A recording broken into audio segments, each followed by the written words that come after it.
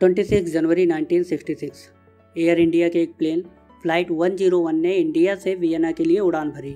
रास्ते में plane France में पोंट ब्लैंक के नज़दीक एक विस्फोट के साथ क्रैश हो गया। इस प्लेन क्रैश में कुल 117 लोगों की जानें गई। इन्हीं 117 लोगों में से एक थे भारत के महान वैज्ञानिक डॉक्टर होमी जहांगीर भाभा। वही होमी जहांगीर भाभा जिन्हें भारत में एटॉमिक एनर्जी प्रोग्राम का जनक माना जाता है। वही होमी जहांगीर भाभा जिन्होंने भारत के पहले प्रधानमंत्री पंडित जवाहरलाल नेहरू को एटॉमिक एनर्जी प्रोग्राम के लिए राजी किया। हालांकि इस प्लेन क्रैश को लेकर काफ़ी विवाद है, जिसकी गुत्थी अभी तक पूरी तरह सुलझ नहीं पाई है।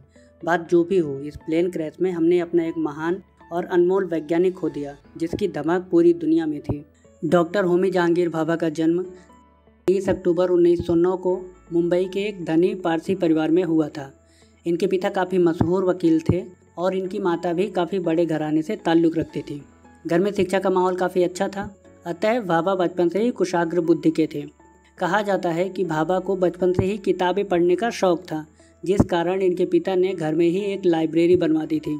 भाभा के पिता का नाम जहांगीर होरमसजी भाभा और माता का नाम मेहरीन था। भाभा 2 भाई थे, होमी भाभा और जमशेद भाभा। होमी भाभा की रुचि जहां ड्राइंग और पेंटिंग में थी, वहीं जमशेद भाभा परफॉर्मिंग आर्ट्स और म्यूजिक से काफ़ी प्रभावित थे। होमी भाभा की प्रारंभिक शिक्षा cathedral and John convent school Mumbai से हुई। उसके बाद उन्होंने एल्फिंस्टन कॉलेज में प्रवेश लिया। बाद में उन्होंने रॉयल इंस्टीट्यूट ऑफ साइंस से बीएससी की परीक्षा पास की। भाभा शुरू से ही फिजिक्स और मैथ में इंटरेस्टेड थे। बीएससी करने के बाद भाभा अपने पिता की सलाह पर 1927 में कैम्ब्रिज यूनिवर्सिटी इंग्लैंड चले गए, जहां पर उन्होंने मैकेनिकल इंजीनियरिंग में डिग्री प्राप्त की। 1934 में भाभा ने कैम्ब्रिज यूनिवर्सिटी से ही डॉक्टरेट यानी पीएचडी की डिग्री प्राप्त की। कैम्ब्रिज में पढ़ाई के दौरान भाभा को आइजैक न्यूटन फेलोशिप भी मिली। कैम्ब्रिज में ही उन्हें अर्नेस्ट रदरफोर्ड, पॉल डायरेक और नील्स बोर जैसे महान वैज्ञानिकों के साथ काम करने का मौका मिला। हालांकि भाभा का इंटरेस्ट फिजिक्स और मैथ में था, पर उनके पिता चाहते थे कि भाभा इंजीनियरिंग करें। इस बारे में भी किस्सा काफ़ी मशहूर है कि होमी के पिता ने एक शर्त पर फिजिक्स और मैथ पढ़ने की इजाज़त दे दी कि अगर होमी अपने मैकेनिकल साइंसेज ट्राइपोस एग्जाम में फर्स्ट डिवीज़न प्राप्त करते हैं तो वह फिजिक्स और मैथ पढ़ सकते हैं। होमी भाभा ने इस चैलेंज को एक्सेप्ट किया और एग्ज़ाम फर्स्ट डिवीज़न में पास किया। कैम्ब्रिज में काम करते हुए डॉक्टर भाभा ने आंतरिक किरणों यानी कॉस्मिक रेज तथा मूल कणों यानी एलिमेंट्री पार्टिकल्स पर रिसर्च किया और इस रिसर्च के लिए उन्हें कई पुरस्कार भी मिले। 1939 में भाभा छुट्टी बिताने के लिए इंडिया आए हुए थे। इसी दौरान दूसरा विश्व युद्ध शुरू हो चुका था, जिस कारण भाभा को इंडिया में ही रुकना पड़ा। इस दौरान उन्होंने बेंगलोर में भारतीय विज्ञान संस्थान यानी Indian institute of science join कर लिया, जहां उन्हें सर सीवी रमन के साथ काम करने का मौका मिला। सर सीवी रमन भी डॉक्टर भाभा से काफ़ी प्रभावित हुए। यहाँ उन्होंने आंतरिक किरणों यानी कॉस्मिक रेज की खोज के लिए एक अलग डिपार्टमेंट की स्थापना की। वर्ष 1941 में होमी भाभा को रॉयल सोसाइटी का सदस्य चुना गया, जो उस समय बहुत प्रतिष्ठित माना जाता था। 1944 में वह इंडियन इंस्टीट्यूट ऑफ साइंस के प्रोफेसर बनाए गए। यहाँ काम करते हुए उन्होंने अन्य युवा भारतीय वैज्ञानिकों को भी सहयोग दिया। डॉक्टर भाभा भारत को वैज्ञानिक विकास में अन्य देशों के साथ और उनके बराबर खड़ा करना चाहते थे। ये वो समय था जब पूरी दुनिया में विकसित देशों में नाभिकीय भौतिक विज्ञान यानी न्यूक्लियर फिजिक्स पर काफ़ी रिसर्च का काम चल रहा था। इसके अंतर्गत वैज्ञानिकों का मानना था कि नाभिकीय विखंडन यानी न्यूक्लियर फिजन से काफ़ी मात्रा में ऊर्जा प्राप्त की जा सकती है और बाद में इसको बिजली यानी इलेक्ट्रिसिटी के उत्पादन में भी यूज किया जा सकता है। जहां बहुत सारे वैज्ञानिक इसकी रिसर्च में लगे हुए थे, वहीं वैज्ञानिकों का एक समूह इसको मानने को तैयार नहीं था।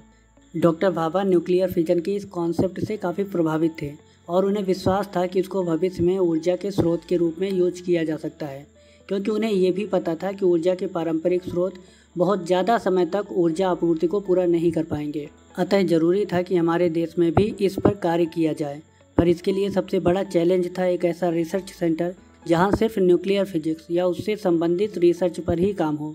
इस ज़रूरत को पूरा करने के लिए डॉक्टर भाभा ने सर दोराब टाटा से सहायता लेकर टाटा मूलभूत अनुसंधान संस्थान यानी Tata institute of fundamental research TIFR की स्थापना की और डॉक्टर भाभा इसके महानिदेशक बने। डॉक्टर भाभा ने युवा वैज्ञानिकों को रिसर्च के लिए प्रेरित किया और TIFR में काम करने का अवसर भी दिया। आज Tata institute of fundamental research विश्व के अग्रणी संस्थानों में गिना जाता है। उन्हें द्वितीय विश्व युद्ध के दौरान अमेरिका ने जापान के हिरोशिमा और नागासाकी में परमाणु बम से हमला किया, जिससे पूरी दुनिया हिल गई और परमाणु बम से होने वाले नुकसान की चर्चा ने जोर पकड़ लिया। 1947 में भारत आज़ाद हुआ और देश का विकास एक बड़ा मुद्दा था। डॉक्टर भाभा ने भारत के पहले प्रधानमंत्री पंडित जवाहरलाल नेहरू को बताया कि परमाणु ऊर्जा का उपयोग देश के विकास में काफ़ी महत्वपूर्ण हो सकता है और उन्हें विश्वास दिलाया कि अगर परमाणु ऊर्जा को नियंत्रित कर लें तो यह काफ़ी उपयोगी हो सकता है। पंडित जवाहरलाल नेहरू उनसे काफ़ी प्रभावित हुए और उन्होंने एटॉमिक एनर्जी प्रोग्राम की अनुमति दे दी और इसकी देखरेख के लिए एक डिपार्टमेंट भी बनाया, डिपार्टमेंट ऑफ एटॉमिक एनर्जी। अब एटॉमिक रिसर्च का कार्य इतना ज़्यादा हो गया था कि Tata institute of fundamental research में सारा कार्य करने में मुश्किल होने लगी थी। अतः 1954 में डॉक्टर भाभा ने मुंबई के पास ट्रॉम्बे में एक संस्थान स्थापित किया, एटॉमिक एनर्जी एस्टेब्लिशमेंट ट्रॉम्बे, जिसे आज हम भाभा एटॉमिक रिसर्च सेंटर के नाम से जानते हैं। 1955 में डॉक्टर भाभा को जिनेवा में होने वाले एक सम्मेलन में भाग लेने के लिए बुलाया गया। वहां पर उनके विचारों को सुनकर कनाडा सरकार ने भारत को परमाणु रिएक्टर बनाने में सहयोग देने का प्रस्ताव रखा, जिसके बाद भाभा ने 2 परमाणु रिएक्टरों साइरस और जेरेलिना का निर्माण किया। इन रिएक्टरों के निर्माण से देश में परमाणु ऊर्जा से चलने वाली विद्युत परियोजना को बल मिला। भाभा के प्रयासों के कारण ही भारत ने वर्ष 1956 में ट्रॉम्बे में एशिया के पहले एटॉमिक रिएक्टर अप्सरा की स्थापना की। डॉक्टर होमी भाभा ने भाभा स्कैटरिंग की खोज की, जिसके लिए उन्हें पूरे विश्व में सराहना मिली। डॉक्टर भाभा ने जाने माने स्पेस साइंटिस्ट विक्रम साराभाई को Indian national committee for space research को सेटअप करने में भी काफ़ी सहायता की। एटॉमिक एनर्जी के क्षेत्र में महत्वपूर्ण कार्य करने के कारण डॉक्टर भाभा को कई पुरस्कारों से सम्मानित किया गया। 1941 में fellow of the royal society, 1942 में एडम्स अवार्ड और 1948 में हॉपकिंस अवार्ड से सम्मानित किया गया। भारत सरकार ने उन्हें 1954 में पद्म भूषण से भी सम्मानित किया। उनकी विद्वता तथा उपलब्धियों को देखते हुए अनेक यूनिवर्सिटीज़ ने उन्हें डॉक्टर ऑफ साइंस की उपाधि से सम्मानित किया। डॉक्टर भाभा 1956 में जेनेवा में आयोजित UN conference on atomic energy के चेयरमैन चुने गए। उन्होंने साइंस से रिलेटेड कई किताबें भी लिखी हैं, जिनमें से quantum theory, elementary physical particles और कॉस्मिक रेडिएशन विश्व स्तर पर काफ़ी प्रसिद्ध है।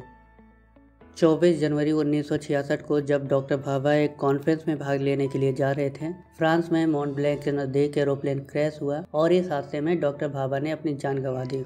इस प्लेन क्रैश को लेकर काफ़ी विवाद है। कुछ रिपोर्ट्स का कहना है कि प्लेन का पायलट कंट्रोल रूम को अपनी एग्जैक्ट पोजीशन बताने में नाकाम रहा था, जिस कारण ये दुर्घटना हुई। जबकि कुछ मीडिया चैनल्स का कहना है कि इस हादसे में अमेरिकी सुरक्षा एजेंसी CIA का हाथ था, क्योंकि अमेरिका भारत के न्यूक्लियर प्रोग्राम की प्रोग्रेस को रोकना चाहता था। हालांकि इसके बारे में बहुत ज़्यादा ठोस सबूत नहीं है। ये हादसा हमारे देश के लिए एक बहुत बड़ा आघात था।